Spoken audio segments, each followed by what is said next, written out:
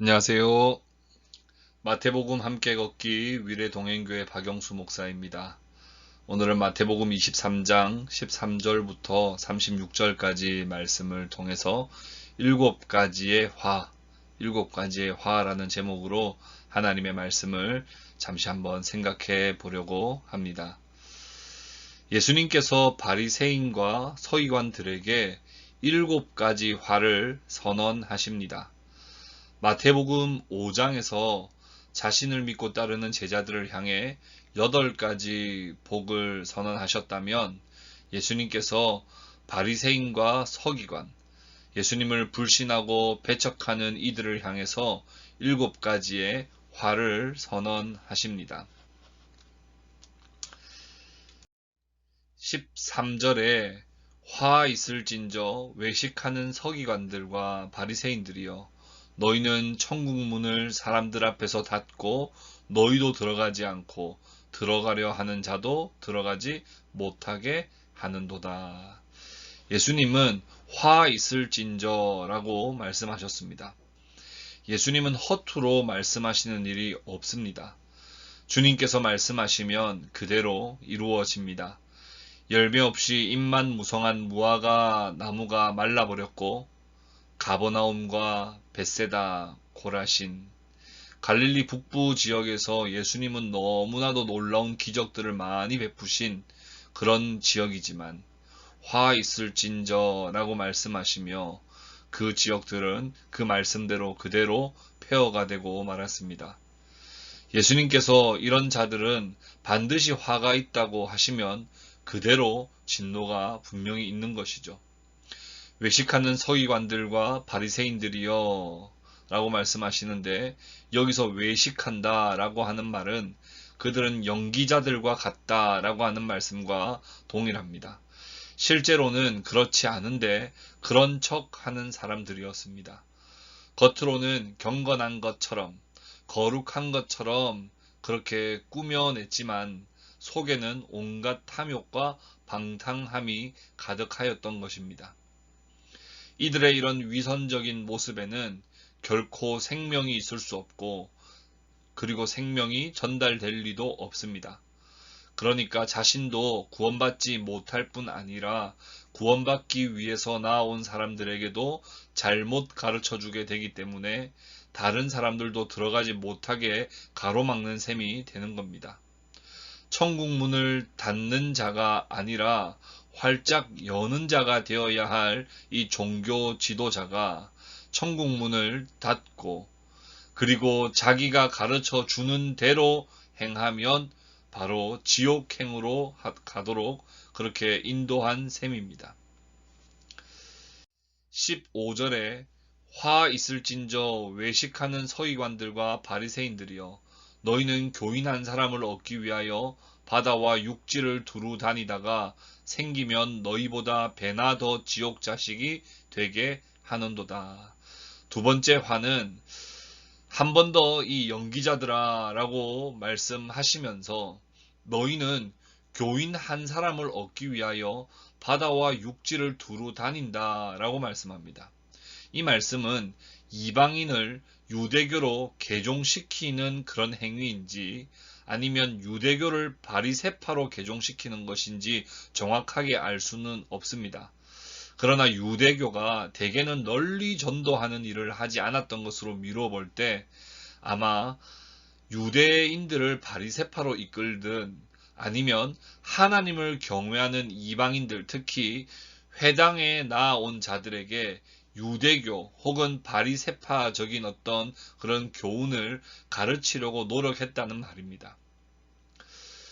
그러다가 개종을 하게 되는데 그들은 어떤 모습일까요?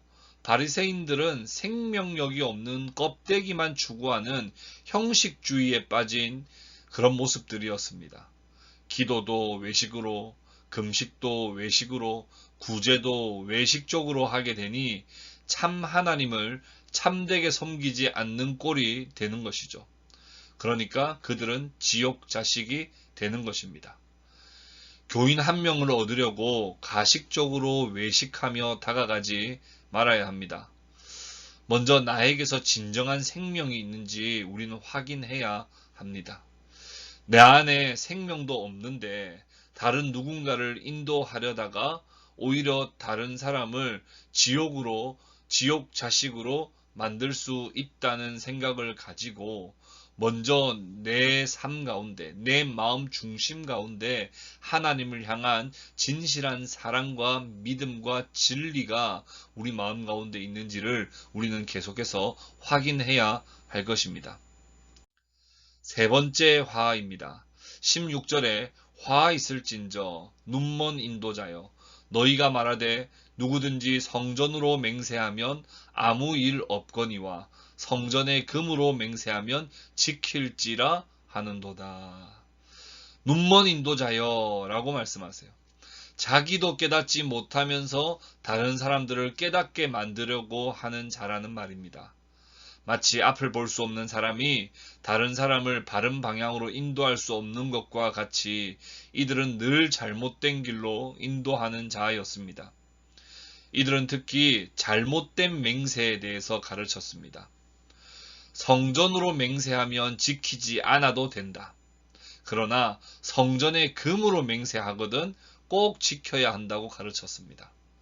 또한 성소 앞에 번제단으로 맹세를 하면 아무 일도 없지만 그 위에 있는 제물로 맹세하면 반드시 지켜야 한다고 그렇게 가르쳤습니다. 이것은 잘못된 가르침입니다. 철저히 눈앞에 보이는 물질을 소중히 여기는 태도를 그대로 가르쳐 주는 셈이 되기 때문입니다. 눈에 보이지 않는 하나님은 철저히 무시하는 태도이기 때문입니다. 성전을 두고 맹세한다. 제단을 두고 맹세한다는 것은 하나님 앞에서 맹세한다는 것인데 하나님이 눈에 보이지 않으니 허투루 맹세하는 수단으로 전락시켜 버린 것이죠. 반면에 실제로 그들이 소중하게 여기는 금이나 돈, 음식이나 재물에 대해서는 그 맹세로 인해서 손해와 피해를 볼 수 있기 때문에 더 지켜야 한다고 강조하고 가르쳤습니다. 이들은 금을 하나님보다 더 소중하게 여기는 자신의 그 마음이 사실은 자신들의 가르침 속에 그대로 나타나고 있다는 사실을 그들은 알지 못했던 것이죠. 누가복음 16장 14절에는 바리새인들은 돈을 좋아하는 자들이다 그렇게 말씀하기도 합니다. 종교 지도자로서 하나님을 경외하고 하나님께 맹세함에 대해서 바르게 가르쳐야 할 자신의 위치를 이탈하여 도리어 하나님께 맹세하는 것을 우습게 만들어버리고 돈보다 금보다 재물보다 못한 하나님으로 인식하게 만들어버렸기 때문에 이들에게는 반드시 화가 있는 것입니다.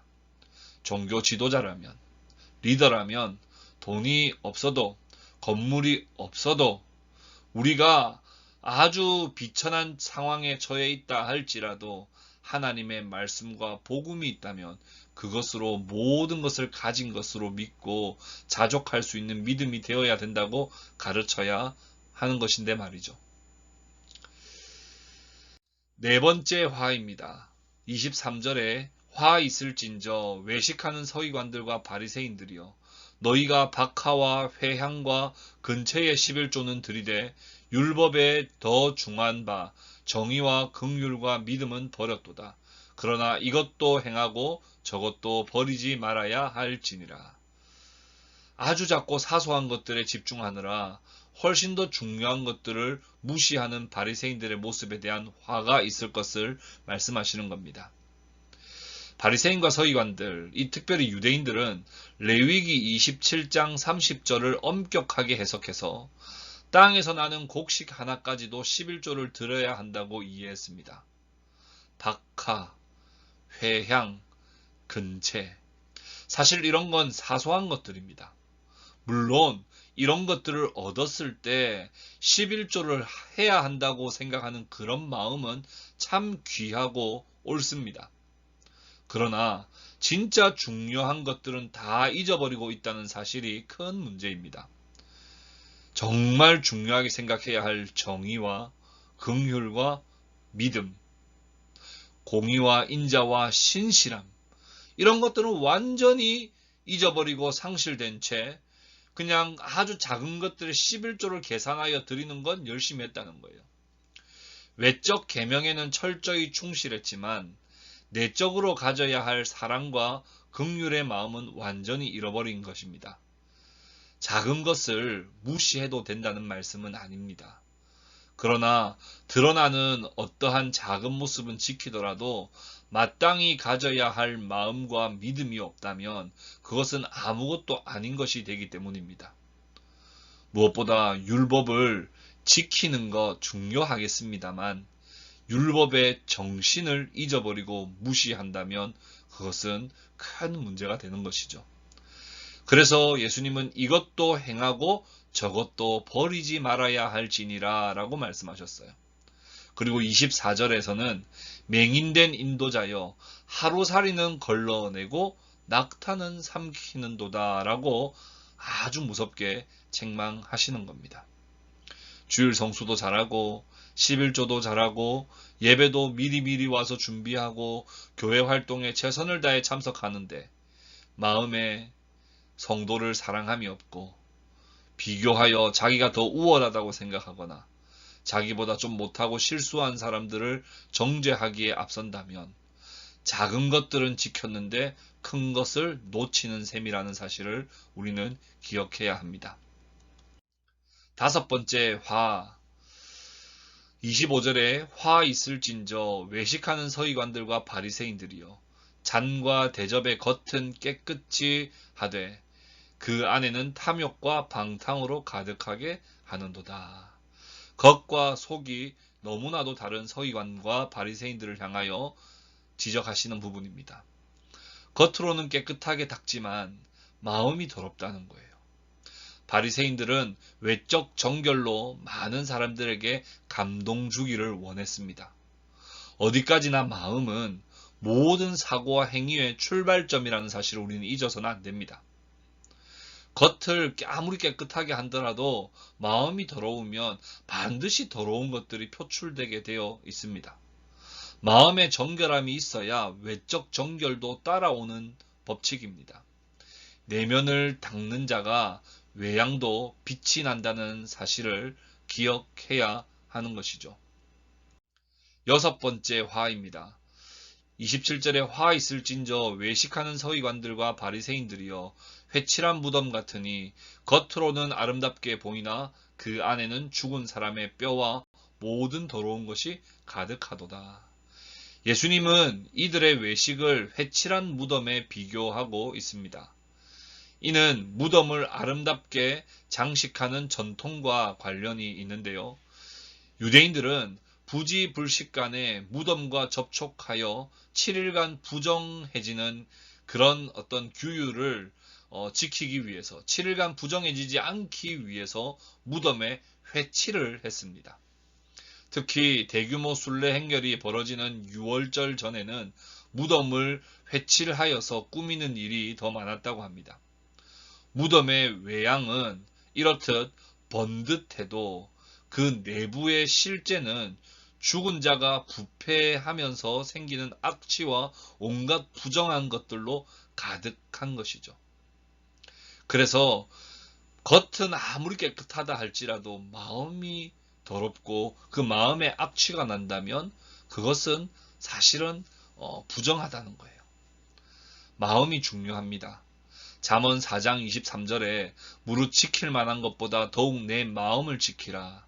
생명의 근원이 이에서 남이라 말씀하셨습니다. 우리의 마음을 계속해서 돌아봐야 하는 것이죠. 이 종교 지도자들은 조상이 죽인 선지자들을 위해서 멋진 기념비를 세웠습니다. 29절 말씀 보십시오. 화 있을진저 외식하는 서기관들과 바리새인들이여 너희는 선지자들의 무덤을 만들고 의인들의 비석을 꾸미며 이르되 만일 우리가 조상 때에 있었더라면 우리는 그들이 선지자의 피를 흘리는데 참여하지 아니하였으리라 하니. 종교 지도자들은 조상이 죽인 선지자들을 위해서 멋진 기념비를 세우고 의인들을 위해서 중요한 비석들을 많이 세웠습니다. 그리고는 하는 말이 무엇입니까? 과거의 조상이 범한 참혹한 죄악이 자신이었다면 그렇게 하지 않았을 것이라고 말하며 자신과는 아무런 관계가 없는 듯 보이려고 늘 그렇게 노력을 했습니다. 그러나 그렇게 하는 것이 자신들이 무자비한 살인자의 후손임을 스스로 시인하는 것입니다. 그들은 얼마 후에 예수님을 죽이는 일에 개입함으로써 결국 그들의 조상과 영적으로 한 통속임을 스스로 증명할 것입니다. 예수님께서는 통렬하게 그들을 풍자하심으로써 그 끔찍한 계획을 실행해 너희 조상의 분량을 채우라 이렇게 말씀을 하세요. 뱀들아, 독사의 자식들아, 너희 조상의 분량을 채우라. 이들은 자신들의 조상과 같이 하나님이 보내신 선지자 중에 선지자를 할 수 있는 하나님의 아들 그리스도를 십자가에 못 박고 그분을 따르는 사람들을 박해하여 조상보다 더 악한 일들을 행할 것입니다. 예수님께서 외식하는 바리새인과 서기관들이여 라고 말씀하시면서 그들에게 당할 7화를 말씀하셨습니다. 정리하자면 내면의 진정한 깨달음과 변화 없이 겉으로 하는 그 어떤 것도 가증한 것임을 기억해야 합니다. 이 말씀은 단순히 바리새인들 뿐 아니라 초대교회와 오늘날 그리스도인들에게도 그대로 적용되는 말씀입니다. 오늘도 내 안에 내주하시는 성령의 음성에 귀를 기울이고 진정한 내면의 변화와 성숙을 위해서 우리 모두가 기도합시다. 지극히 작은 것 지키느라 큰 것을 놓치지 말아야 합니다. 겉을 신경 쓰느라 마음이 썩어 있는지 있지 않는지 우리가 확인하지 못한다면 그것은 정말 큰 화를 면치 못할 것입니다. 정의와 긍휼과 믿음이 우리에게 진정으로 회복되어 율법주의적인 신앙생활이 아니라 율법의 정신을 잘 회복하며 무엇보다도 율법이 가르치고 있는 주 예수 그리스도의 복음 앞에 우리가 철저히 충실할 수 있기를 바랍니다. 사랑하는 성도 여러분, 오늘도 이 말씀을 묵상하시고 이 말씀 가운데 주시는 하나님의 은혜를 모두가 누리시기를 바랍니다.